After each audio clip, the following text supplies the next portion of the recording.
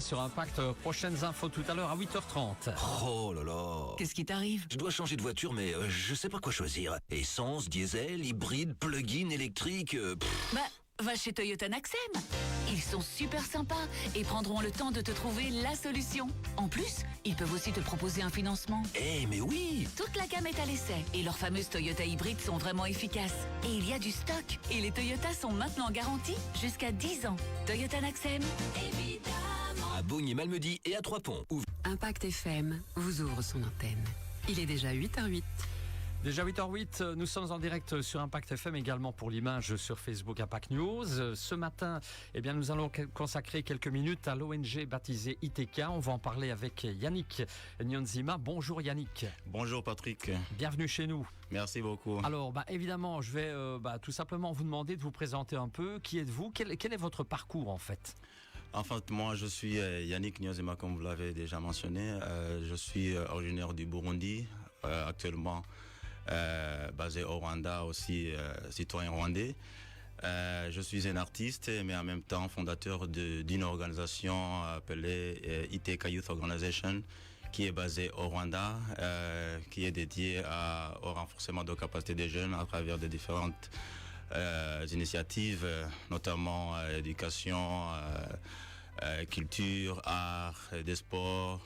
Donc, tous ces projets pour le renforcement des capacités des jeunes. Voilà bien. Alors, vous êtes arrivé hier, je pense, chez nous, ici à Malmedy en tout cas? Oui, je suis arrivé hier à Malmedy, mais je suis en Belgique depuis mardi matin. Alors, juste un tout petit mot, parce qu'on a vu évidemment dans la presse, dans les médias, il y a de nombreux incidents là pour l'instant entre le Rwanda et le Congo. Oui, ce sont des affrontements, ce sont des conflits politiques. De longue date, hein. De longue date, entre les rebelles M23 et la RDC. Donc, il y a des situations vraiment catastrophiques. La situation se déplore de plus en plus. Les gens fuient le pays, tout ça. Donc, mais espérons que ça va se régler d'ici peu. Voilà bien. Alors Yannick, vous l'avez dit à l'instant, vous êtes donc chez nous pour plus ou moins un mois, en tout cas en Europe, pour promouvoir cette ONG rwandaise ITK, fondée par vous en 2016. Ça veut dire quoi ITK? ITK, c'est le mot qui a une signification profonde dans ma langue natale, le Kirundi. Et ça signifie honneur et aussi la dignité. Donc, ce sont des valeurs très essentielles pour notre organisation.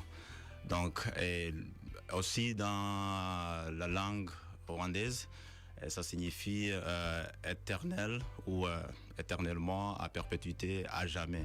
Donc, c'est cette dualité qui reflète notre engagement envers les jeunes. Ouais. Un engagement durable.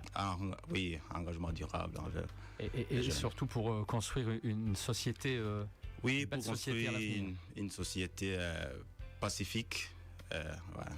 Alors, vos centres d'intérêt sont la paix, les arts, le développement, et votre cible, vous l'avez dit, c'est la jeunesse. Hein. Est-ce que vous pouvez nous en dire un petit peu plus? Qu'est-ce que vous cherchez à faire justement avec cette jeunesse de Rwanda? Oui, la jeunesse est une force motrice pour tout développement durable et nous cherchons à leur offrir une plateforme d'apprentissage et d'expression, que ce soit par l'éducation, les projets socio-économiques, par les arts et le sport. Donc nous voulons les inspirer à devenir des leaders responsables, aussi pour construire une société pacifique et pour aussi mener un changement positif dans leur communauté. Certainement. Alors, un de vos soucis, c'est de contribuer à cette société pacifique. Cela nous renvoie à votre histoire personnelle, Yannick. Vous êtes burundais à l'origine. C'est quoi votre parcours? Vous avez dû vraiment quitter votre pays? Oui, je suis burundais, né à Bujumbura, dans la capitale burundaise. Alors, je suis fui de Burundi, mon pays natal, en raison des troubles politiques de 2015. Aussi, je me suis retrouvé au Rwanda à partir de 2015, où le pays de Mille Collines m'a offert un nouveau départ et aussi j'ai eu le temps de réfléchir à l'importance de la paix. Donc c'est cette quête-là qui a de paix et de résilience qui a inspiré la création de ITK Youth Organization. Ouais. Et j'ai appris que ITK Belgique existe déjà. Hein. Pourquoi est-ce que vous avez cherché à vous étendre justement chez nous en Europe? Oui, l'extension de notre organisation en Europe s'inscrit dans l'objectif de faire connaître nos projets, notre initiative au-delà de l'Afrique. Donc avec la Belgique, c'est dans notre but de faire connaître l'organisation au niveau même international. Et ça, également, ça permet d'initier les projets, pas mal de projets, de renforcer les liens aussi. Hein. Oui, justement, en partageant, donc chercher des partenaires potentiels qui partagent nos valeurs, notre vision, pour initier des projets, des différents projets entre la jeunesse belge et la diaspora tout entière. L'objectif premier est de chercher de l'argent, Yannick? Non, pas du tout. Donc, notre objectif n'est pas de chercher l'argent, mais plutôt de créer des connexions humaines et aussi voir comment initier d'autres projets. Alors, les ressources financières sont importantes, mais ce ne sont qu'un moyen, pas une fin en soi. Et quel genre d'activité ITK Belgique pourrait-elle organiser pour l'avenir? Et pour organiser des activités culturelles, des projets éducatifs, notamment par exemple des festivals ou bien d'autres projets qui initient la jeunesse belge et la diaspora qui est basée ici en Belgique. Alors, il faut le dire également dans 8h08, Yannick, vous êtes aussi leader d'un groupe, à savoir les tambourinaires du Burundi, qui sont fameux. Hein. Vous nous expliquez un petit peu mieux, c'est quoi ces tambourinaires? Enfin, oui, le club Himbaza, c'est le groupe des tambourinaires qui a vu le jour en 2008 au Burundi. Et après mon exil, on se retrouvait à Kigali, où on est basé aujourd'hui. C'est un groupe qui ne se contente pas de jouer tout simplement le tambour, mais qui raconte des histoires, qui sensibilise. Et transmettre une culture aussi. Oui, transmettre une culture. Donc c'est un groupe qui a déjà participé dans pas mal des événements nationaux, internationaux.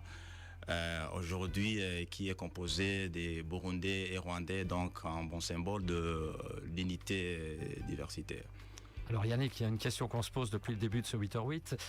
Qu'est-ce qui vous a amené plus particulièrement ici à Malmedy, une petite ville par rapport à vos objectifs? Oui, apparemment c'est une petite ville, mais Malmedy a une histoire particulière, a une place particulière dans l'histoire de ITK Youth Organization, parce que l'existence de ITK Belgique a commencé ici à Malmedy à travers mon ami Dr Daniel Grodos. Alors donc pour moi, pour ITK en général, c'est pas une petite ville devant nos yeux, Malmedy. Alors c'est par là que j'aime dire qu'une petite ville peut aussi avoir un grand impact. Ouais, donc c'est vraiment, je présente même mes remerciements à Dr Daniel Godos qui nous a aidés à faire réaliser ce rêve de l'existence de ITK Youth Organization. Et entamer les démarches en fait. Hein. Oui, pour entamer les démarches, tout ça, je ne savais pas où commencer, mais c'est lui qui m'a orienté. Voilà. Donc on l'a bien compris, de manière pratique, vous cherchez des partenariats. Comment fait-on? Pour les personnes qui nous écoutent ici ou qui nous voient sur le net, sur Facebook, comment peut-on vous contacter si on est intéressé? Oui, ils peuvent nous contacter à travers les adresses suivantes, email contact@itkrwanda.org ou bien visiter nos plateformes Facebook, Instagram, X ou bien Twitter. C'est ITK Youth Organization partout. Donc ils peuvent nous contacter à partir de là. Mais aussi ils peuvent passer même par la radio Impact FM pour retrouver même oui, notre message. Ça sera même facile de s'adresser à M. Daniel qui est ici à Malmedy et qui peuvent aussi aider cet contact. Absolument. Ben voilà Yannick, ce que l'on pouvait dire sur votre ONG ITK, baptisée ITK. Bon, j'imagine que vous avez un programme chargé. Voilà, vous venez d'arriver. C'est quoi votre programme, votre planning? Vous partez sur Liège à tout à l'heure? Oui, maintenant, je suis venu le mardi passé. J'ai passé une nuit à Bruxelles. Et le lendemain, je suis venu à Malmedy et maintenant, je vais aller à Liège où je vais passer quelques jours pour revoir aussi la structure de l'organisation qui est nouvellement en Belgique. Et aussi, par après, je dois retourner aussi à Bruxelles et j'envisage aussi aller dans quelques pays limitrophes, notamment en Hollande et aussi en Allemagne. Voilà. Il y a du boulot, hein? Oui, il y a du boulot, c'est ça, c'est ma vocation, c'est ma passion, c'est mon travail. Donc je me réjouis aussi, ça me fait aussi découvrir aussi beaucoup plus aussi l'Europe et la Belgique en particulier, qui est le centre de l'Europe, je crois. Voilà bien. Bon, on vous remercie en tout cas, Yannick, d'être passé dans le 8h08. Je vais vous laisser le mot de la fin, mot de conclusion. Un mot de conclusion pour moi est toujours vive l'humanité et vive la paix. Donc c'est ça, nous sommes des acteurs de paix. Donc c'est toujours nous mobilisons des gens à vivre ensemble en harmonie et faire ce monde la meilleure place. Voilà, que le monde soit meilleur demain, hein, main dans la main, travaillons ensemble. Travaillons ensemble, tout ça, et promouvons la diversité, l'humanité, la cohésion sociale et l'humanité. Donc c'est ça mon message aujourd'hui. Voilà, ce sera votre mot de conclusion. Je vous remercie Yannick, hein. Bonne continuation en tout cas pour cette ONG. Bon parcours en tout cas, hein, sur Liège notamment tout à l'heure. Et puis on peut, je le rappelle, si vous n'étiez pas en direct, revoir ce 8h08 sur la page Facebook Impact News. Bon courage à vous. Merci Yannick, beaucoup bonne continuation, pour m'avoir à Impact FM. Voilà bien. Allez, on se retrouve après la pub pour la suite du programme musical. Laissez-vous inspirer par Enders et Hazel.